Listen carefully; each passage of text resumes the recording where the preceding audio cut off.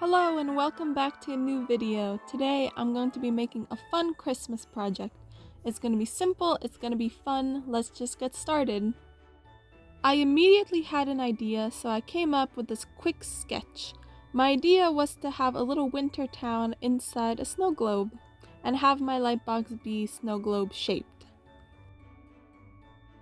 So let's start on the layers. I get my cardstock out and start creating the snow globe shape of the layers. I use a bowl and trace it to get the round shape of the top. Then I draw the base of the snow globe, and then I use this half-inch strip of cardboard to create the border around the whole thing. This is where the foam board will go to assemble the layers. It's a very important step.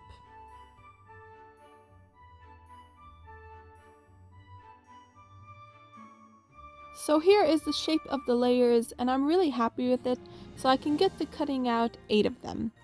It's easy because I can draw out only one layer and then trace the rest of them.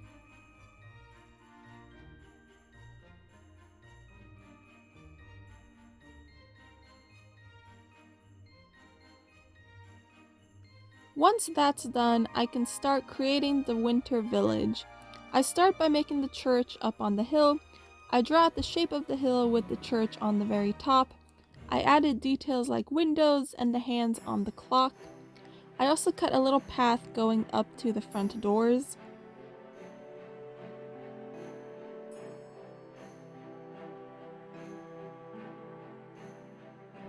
After cutting the church out, I get started on cutting some distant mountains and then later the houses. I kept this lightbox simple because I didn't have time to go make something super intricate, so I don't think it turned out the best. So to make up for it, I tried coming up with a cool story. Enjoy! Once upon a time, there was a magical world. This was a world full of mystery, and there is one mystery that has never been solved: the disappearance of a whole town overnight. No one knew what happened to it or the people living there. Some people have a theory. You see, many centuries ago, there was a powerful wizard that roamed the land. He brought winter and coldness with him wherever he went, and when he left, spring would come.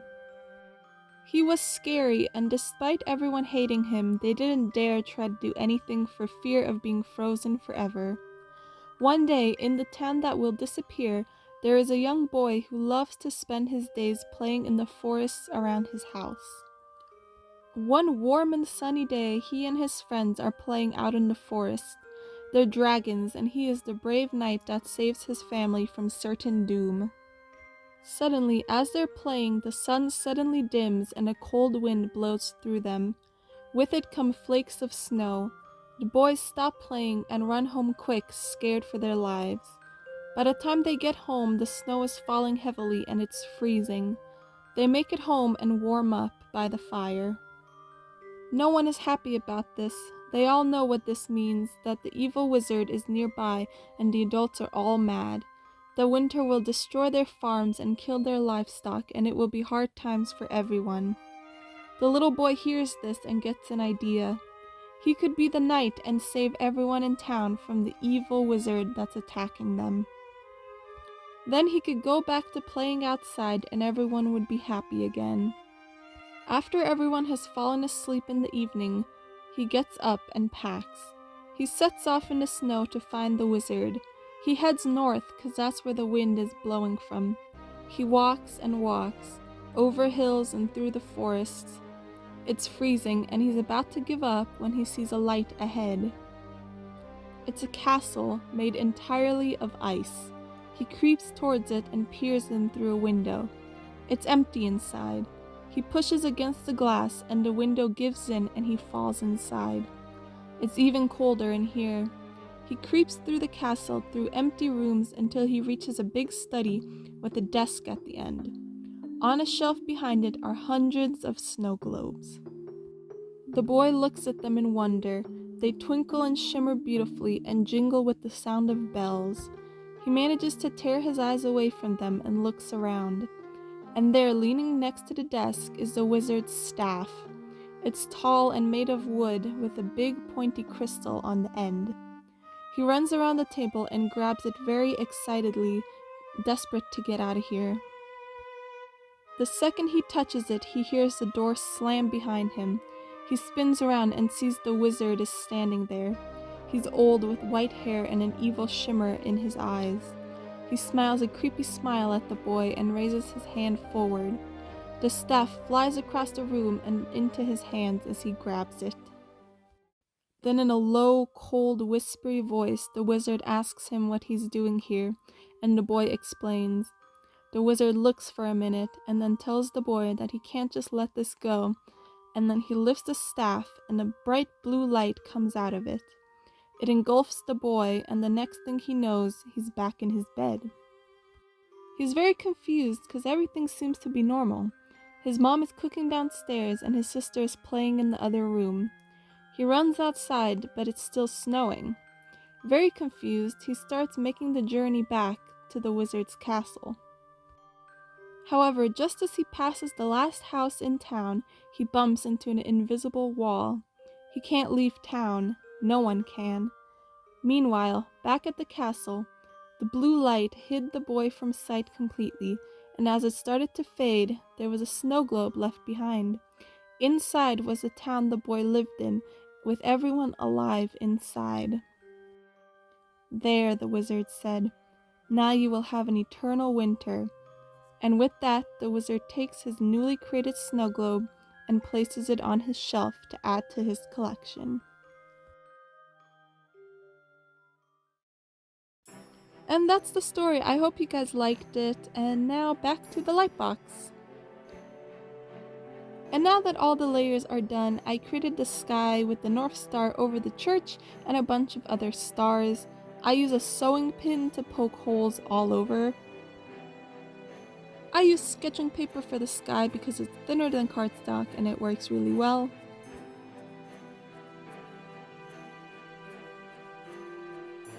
I wanted to add some more details, so I got sketching paper and I also created some smoke clouds to add to some of the chimneys.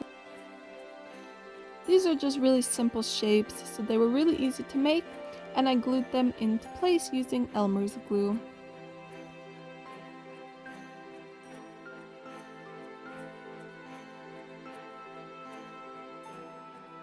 And now I have to start figuring out how to assemble this Lightbox. You see, I've never made a round Lightbox before, so it took a bit of trial and error to figure out the best way to layer it.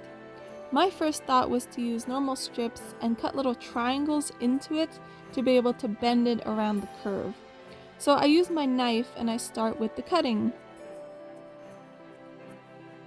And my dad interrupted my cutting by putting random foods in front of the camera, but otherwise it went smoothly. That is until I actually tried to bend it in place and it snapped. So I had to think of a different tactic.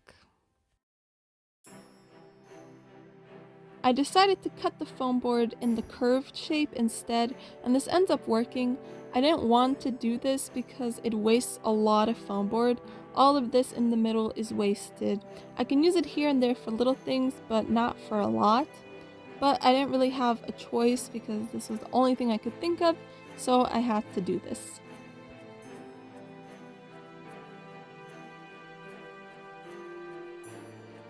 But yeah, this worked well and I cut out 8 pieces. Then I used the same Elmer's glue and assembled all the layers together.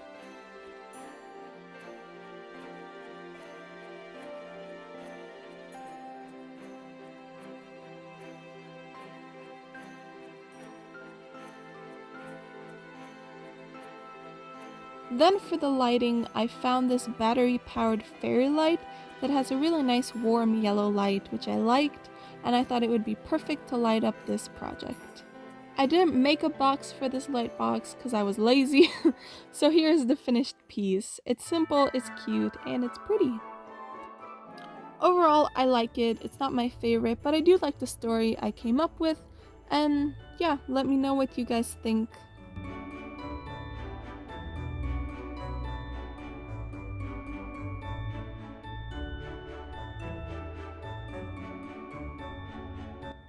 But that's all for this video. I hope you have a nice holidays and Merry Christmas. Bye!